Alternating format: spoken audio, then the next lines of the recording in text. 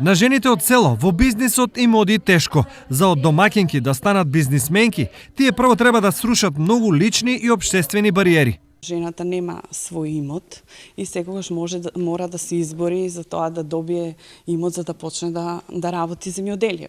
Тука се соочува со финансиски проблеми, со доверба од семејството, разбирање, слога, а исто така и голем упорност од самата жена и трпеливост. Оние што на ваков чекор се одлучиле и избрале бизнис близу до традицијата.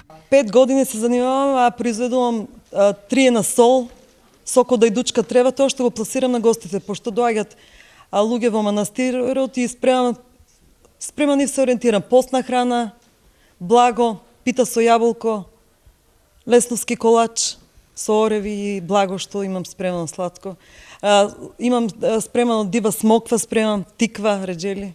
Во Берово жените предности дале на волната, но и овде бројот на оние кои ја преработуваат не е поголем од 50. Ние имавме организирано едно 5 работилници за изработка на филстехника, меѓутоа тоа беа млади деца образовани со економски факултет, со технички и се, меѓутоа замина едноставно во странство и така останавме. Во источниот регион, бројот на рурални жени кои водат самостоен бизнис е минимален. Одвај околу 200, што е помалку од 1% од вкупниот број рурални жени во овој дел од државата.